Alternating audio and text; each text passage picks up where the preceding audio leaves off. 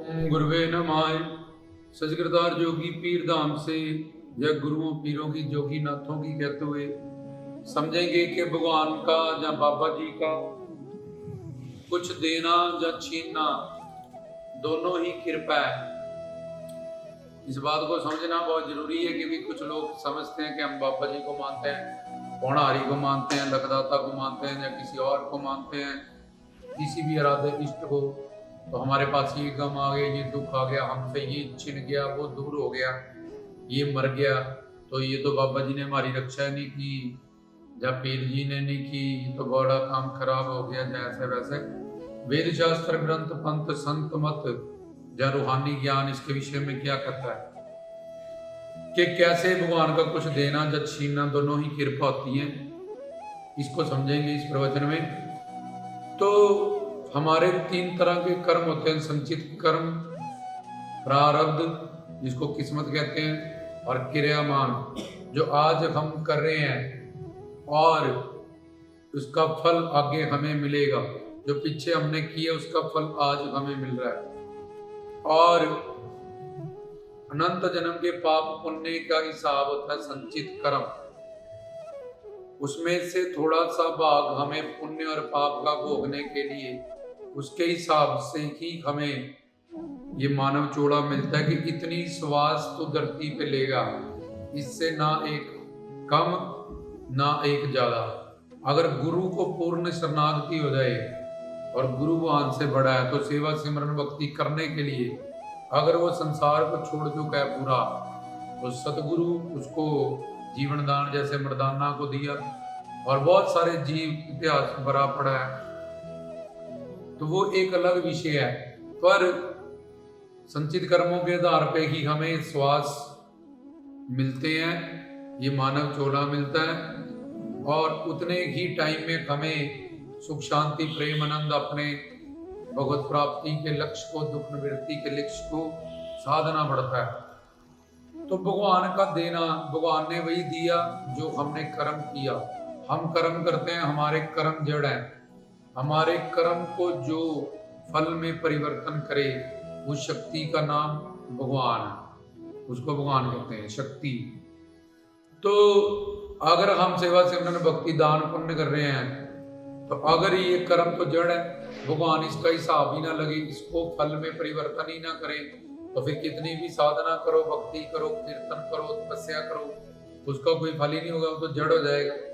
इसलिए भगवान हमें कर्म करने की शक्ति भी देता है। हम क्या कर्म करें इसके लिए हम आजाद हैं, और उसके बाद जो हमने कर्म किया होता है उसको फल में परिवर्तन करता है और उसका भोग हमें कराता है। कुछ कर्म करें इसके लिए हम आजाद हैं। जैसे एक लड़के को सांप लड़ गया तो संत के पास गई कि मेरा बेटा मर गया, सांप लड़ गया, तो संत ने कहा चल सांप से पूछते हैं, अब या सांप को भी मार दें क्या ये चाहते? बोले उसको मारने से क्या फायदा, तो बोले ये तो मर चुका है अब, तो फिर भी सांप से पूछते हैं कि इसने क्यों डसा ताकि तेरी तसल्ली हो जाए। तो सांप से पूछा गया कि तूने वही क्यों डसा? बोला जी हमें धर्मराज ने ऑर्डर किया था। तो उन्होंने धर्मराज को बुलाया कि तुमने ऐसा क्यों ऑर्डर किया भी?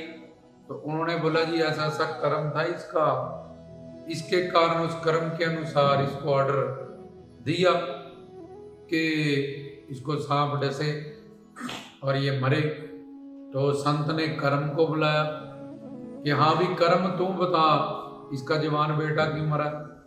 तो उस कर्म ने कहा जी देखो मैं तो जड़ हूं, मैं अपने आप तो हुआ नहीं, मुझे करने वाला यही इंसान है जो मरा पड़ा है, इसने ही कर्म किया था ऐसा जिसका फल आज ये बना। इसलिए ना सांप का कसूर है, ना धर्मराज का कसूर है, ना कर्म का कसूर है। उसने जो कर्म किया वो आजाद था कर्म करने के लिए, उस कर्म से उसकी मृत्यु हुई। तो वो समझ गई कि हाँ ये तो ना सांप का ही कसूर था, इसी का कसूर नहीं था, ये मेरे भाग्य कर्मों का कसूर था। तो इसी तरह से भगवान हमारे कर्मों को फल में परिवर्तन करता है और अच्छे बुरे का फल हमें देता है और भोगना पड़ता है। और अनंत जन्म के पाप पुण्य को संचित कर्म जो हम कर रहे हैं उसको क्रियामान, जो भोगने आए हैं उसको प्रारब्ध कहते हैं, मतलब किस्मत। तो भगवान का छीनना जब भगवान का देना, दोनों कृपा कैसे हैं।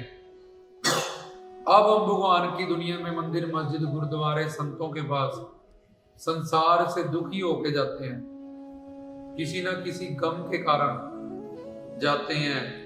किसी का बेटा मर गया, किसी का बिजनेस डूब गया, किसी को कैंसर हो गया, ऐसा किसी ना किसी दुख से हम संसार में जाते हैं। जहाँ कोई ना कोई कामना लेके संसार की हम मंदिर मस्जिद गुरुद्वार में जाते हैं, क्योंकि हम सुख शांति प्रेम आनंद चाहते हैं, दुख नहीं चाहते हैं। कोई भी दुख नहीं चाहता, करोड़ जन्म तपस्या करके भी कोई दुख नहीं चाह सकता, क्योंकि उसका नेचर वो सच्चिदानंद स्वरूप आत्मा है, वो सुख ही चाहेगा, शांति ही चाहेगा, आनंद ही चाहेगा।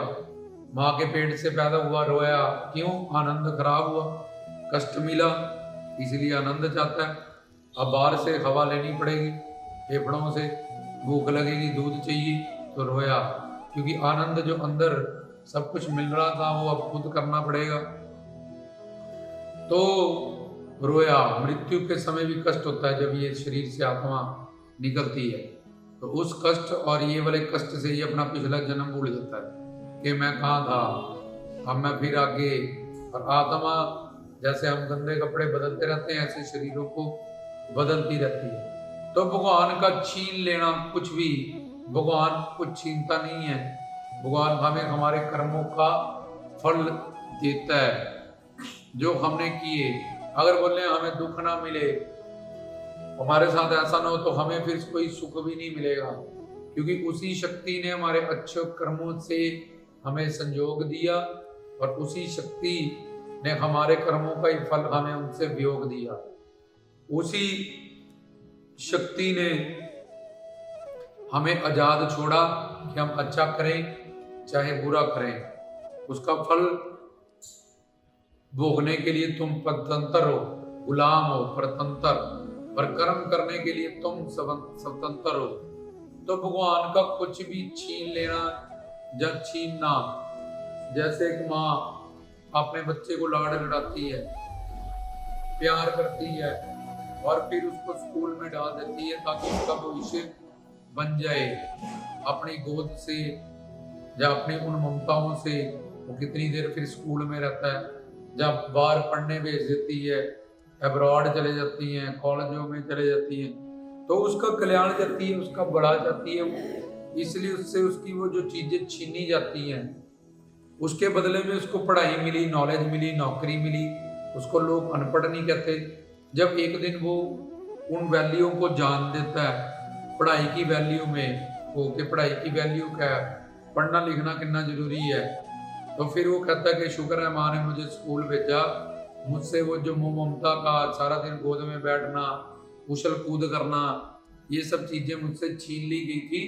जब उसको ज्ञान होता है तो तब उसको पता लगता है कि अगर वो चीजें मुझसे नहीं छीनी जाती तो आज ये सब चीजें मुझे नहीं मिल सकती थी। ऐसे ही हमारी गुरु भगवान ईश्वर की दुनिया में आनंद प्रेम शांति सुकून मानने जाते हैं। और भगवान संत शास्त्र वेद कहते हैं जिस पे मैं कृपा करता हूँ उसका मैं संसार छीन लेता हूँ, क्योंकि एक मन है और मन बुद्धि चित्त अहंकार। मन को ही दूसरी स्टेज पे बुद्धि कहते हैं, तीसरी में चित्त कहते हैं, चौथी में अहंकार कहते हैं, अहम, और इकट्ठे को मिला के अंतःकरण कहते हैं। तो एक मन जो ज्योत स्वरूप भी है, जो सबसे बड़ा शत्रु भी है, सबसे बड़ा दोस्त भी है। और तू मुझसे सुख शांति प्रेम आनंद चाहने आया मंदिर मस्जिद गुरुद्वारे जहाँ संत के पास। तो जब मैंने तुझे समझाया कि भाई संसार माया का बड़ा घर परिवार में इन सब चीजों में ये तो शरीर के लिए, शरीर को जिंदा रखने के लिए रोटी कपड़ा मकान या अच्छा व्यवहार करने के लिए है, सिर्फ जब इसका उपयोग करके ये शरीर जिंदा रहे इसके लिए है। तो तब हम उनकी बात काट देते हैं, नहीं मानते, अपनी बुद्धि से अपने अहंकार का प्रदर्शन करते हैं और फिर जाके वही चीज मांगते हैं, सुख शांति प्रेम आनंद। तो फिर भगवान कहता कि मेरे दो नौकर हैं, दोनों भाई बहन हैं। एक तो संत जन मेरे दास, मेरा ही रूप है, वो मैं ही हूं, और दूसरी मेरी शक्ति माया। अब तुझे गुरुजनों ने, ऋषियों मुनियों ने गीता से ले, गीता रामायण वेद शास्त्र पुराण उपनिषद, तूने नामदान भी लिया, गुरु के पास एक्टिंग भी करता है भजन की, तुम ही हो माता पिता, तुम ही हो बंधु सखा, तुम ही हो, ये सब बोलता भी जा रहा है मुंह से। और जब कोई मर जाता है देखता भी है कि कोई किसी का नहीं है, सब स्वार्थ से जुड़े हैं। जितना जितना स्वार्थ जिसका जिससे सिद्ध होता है उतना उतना वो उससे प्रेम का दावा करता है। जब उसका स्वार्थ ना सिद्ध हो, चाहे पति पत्नी है, चाहे बच्चे हैं, चाहे रिश्तेदार है, चाहे पड़ोसी हैं, चाहे दोस्त हैं, वो हमसे उदासीन होते हैं। और फिर अगर उल्ट हो जाए, हम स्टैंड लेंगे कि हमने तो भक्ति करनी है, सेवा करना, जो करना करो, तो वो हमसे उलट हो जाते हैं, लड़ाई हो जाती है, दुश्मनी हो जाती है अपने अपने जगह पे, अपनी अपनी बात पे, चाहे वो दोनों संसारी हैं स्टैंड लेने के कारण भी। तो इसलिए भगवान कहता है भाई तू सुख शांति प्रेम आनंद बार बार मांगता है आके मेरे पास, और ये कितनी कामनाएं मैंने तेरी पूरी करके देख ली हैं, तब भी तेरे को सुख शांति प्रेम आनंद तो मिला नहीं। सब कुछ पाने के बाद भी और तू अतृप्त है, अशांत है, और फिर मांगता जा रहा है आगे। और माया के इस संसार से मांगता है तो माया कहती है कि भाई यहाँ नहीं है, तुम्हें जो चाहिए, मैं तो अपने भगवान की नौकरानी हूँ, ईमानदारी से नौकर हूँ, तुम मुझसे मांगते हो सुख शांति प्रेम आनंद, गाड़ियां ले लो, कोठियां ले लो, बच्चे ले लो, कुछ भी ले लो, ये शारीरिक है, माया की व्यक्ति वस्तु है, शारीरिक चीजें हैं। पर तुम क्या तो आनंद दो, शांति दो, सुकून दो, प्रेम दो, ये सब हमारे पास नहीं है, इसलिए ये चाहिए कोई नहीं। तुम संतों की बात नहीं मानते हो, ग्रंथों की बात नहीं मानते हो, कोई नहीं, अब मैं तुम्हारा इंतजाम करती हूँ, मेरे पास आओ, मैं तुम्हारा जवान बेटा मार दूंगी, तुम्हारा बिजनेस ठप कर दूंगी, तो मैं कोई ऐसी लाइलाज बीमारी दूंगी कैंसर जैसी। फिर जब तुम्हें पता चलेगा ऐसा कोई ऐसी मात्रा का दुख तुम्हें मिलेगा, संसार का ये जो कच्चा चिट्ठा है, जब नाटक है, ये सब तुम्हारे सामने जब प्रकट होगा, तो तब फिर तुम मंदिर मस्जिद गुरुद्वारे के में जाओगे, तो तब पता चलेगा कि भगवान के दर्शन में, प्रेम में, सेवा में, कृपा, ये चार चीजें ही हमें मांगनी चाहिए थी। मंदिर मस्जिद गुरुद्वारे या संतों के पास जाके, ये सच्चिदानंद स्वरूप है।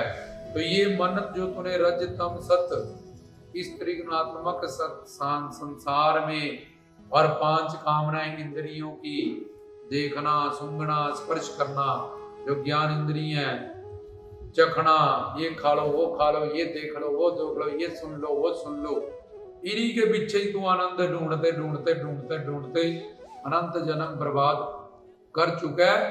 अब तू मुझसे सुख शांति प्रेम आनंद मांगता है, तेरा प्रारब्ध और तेरे पुण्य उदय हुए हैं, तो मैं तेरा संसार छीन लूंगा, ताकि तू गुरु के पास जाए, ज्ञान प्राप्त करे, और फिर तुझे सुख शांति प्रेम आनंद, जिसके लिए तू सारी कामनाएं बना रहा है, और मंदिर में, गुरुद्वार में, गीता रामायण, बाबा जी पौना, हरि लखदाता, या कोई भी आराध्य इष्ट या सतगुरु के पास गया दुख निवृत्ति कराने, आनंद प्राप्ति कराने। इसलिए भगवान ने जो जो छीना है, कुंती से कृष्ण जी को कहा कि आप, अब मैं हस्तिनापुर की रानी बनने वाली हूँ, और मुझे वरदान दो, 5 मेरे पांडु पुत्र हैं, मुझे उनका भाव ना हो कि मेरा कोई पुत्र है, उसका कोई सुख हमें फील ना हो, हस्तिनापुर के राज का सुख हमें फील ना हो, क्योंकि संसार के सारे सुख जड़ है, और मिलने के बाद कम हो जाते हैं, और कम और कम और कम। बड़ी भूख है, रोटी खाई, फिर और खाई, फिर खत्म बात। बड़ी प्यास है, पानी पिया, फिर खत्म बात। बड़ा उससे मिलने के लिए तड़पे थे, मिल लिया, फिर से मिले, फिर से मिले, बस अब दिल नहीं कर रहा।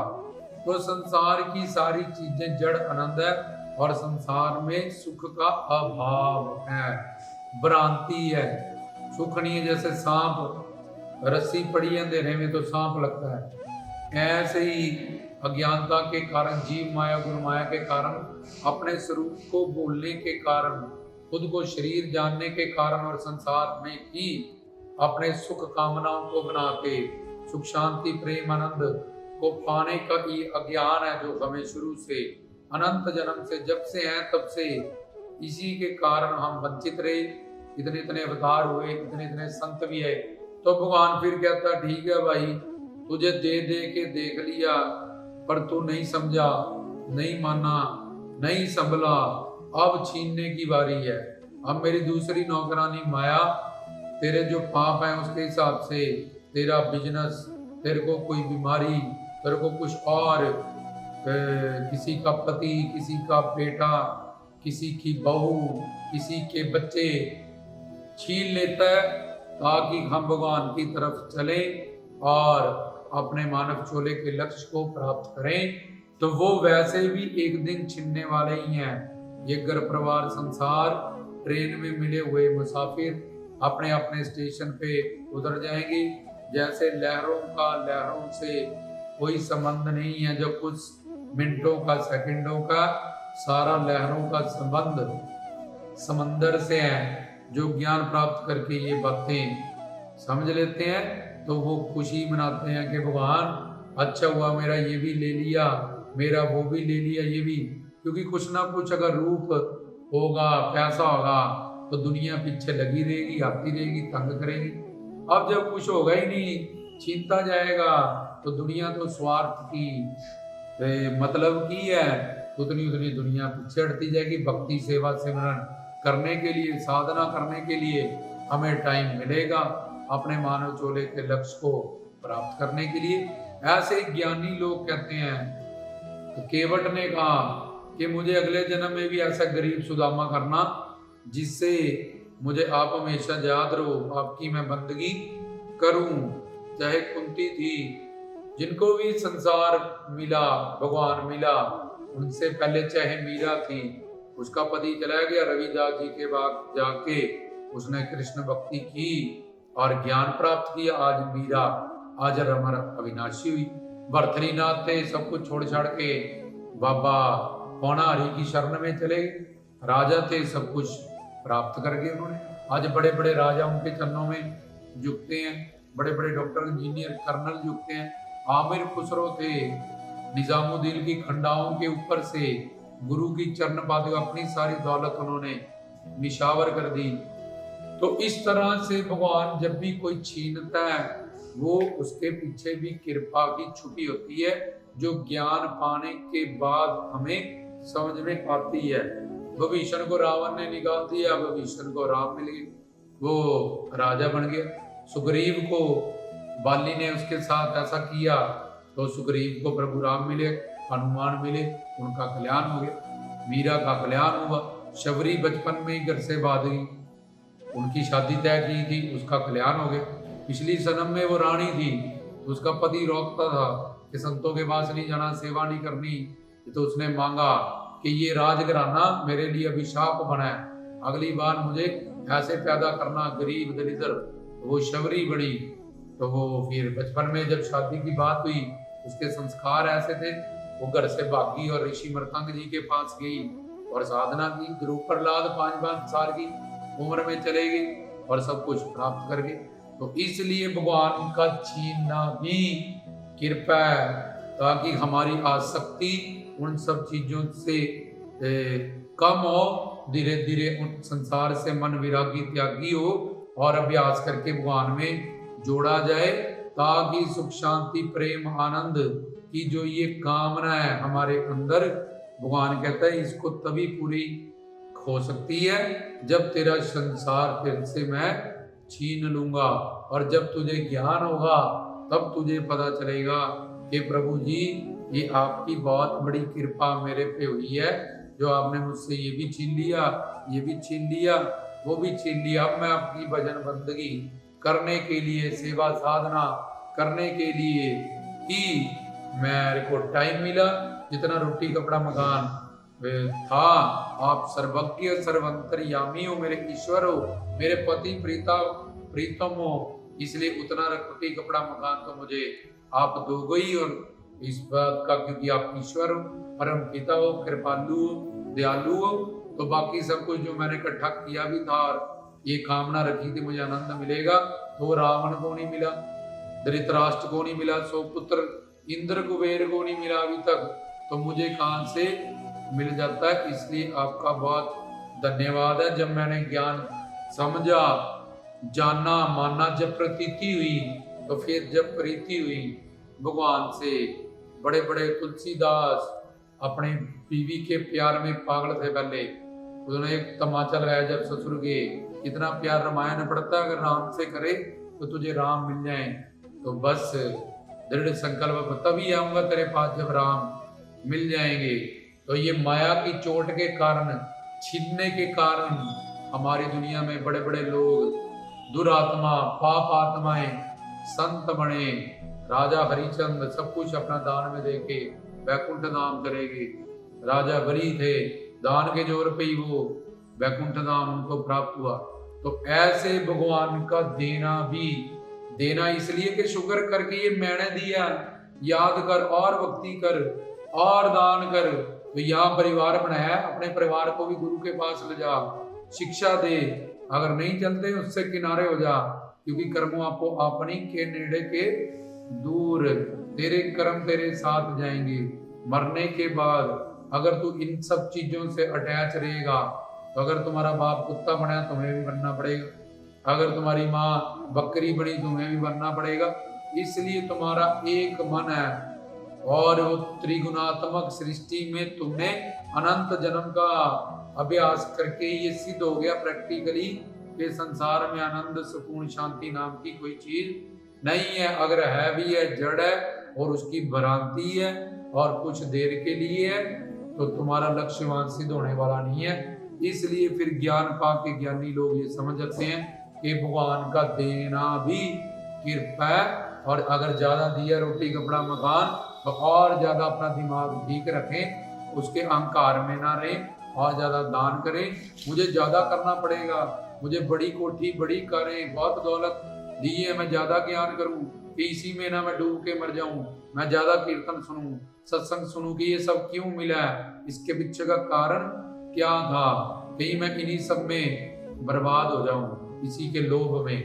तो इसलिए भगवान का देना भी कृपा और भगवान का छीनना भी कृपा, क्योंकि भगवान और संत सिर्फ एक ही काम करते हैं, वो है कृपा। जो ज्ञान पाके इस बात पे विश्वास कर लेते हैं कि जो भी हमारे साथ हो रहा है, गुरु पीर संत हमारे आराध्य इष्ट कर रहे हैं, वो कृपा ही कृपा है। तो ऐसे धीरे धीरे विश्वास पक्का होने से फिर आगे कृपा भी पक्की होती जाती है। तो ये मानव चोला मिलना, गुरु मिलना, अपने कल्याण की भूख लगना और हरि गुरुवान की शरणागति करना, ये सबसे बड़ी कृपाएं हैं। और इन कृपाओं से फिर मानव चोले का लक्ष्य हमें प्राप्त होगा, हम निहाल होंगे, हम मालो माल होंगे, हम आनंद स्वरूप हो जाएंगे, जिसको पाने के लिए हमने 84 लाख योनियों में कुत्ते, बिल्ले, बंदर, बीवी, बच्चे, घर परिवार, रिश्तेदार सबसे भीख मांगी, तरले किए कि सुख शांति प्रेम आनंद दे दो, पर उनके पास, विचारों के पास था ही नहीं, वो भी भिखारी थे। तो आज जब हमने ज्ञान समझ गए, हरि गुरुवान से वो चीज मांगी, मंदिर, मस्जिद, गुरुद्वारे जब बाबा जी से क्यों जुड़े थे, तब पता चला कि छीनना और देना दोनों कृपा है। और फिर अब हम निहाल और मालो माल हो जाएंगे। जय सजगरतार कहते हुए रामदास की तरफ से जय गुरुओं पीरों की, जय जोगीनाथों की सजगरतार।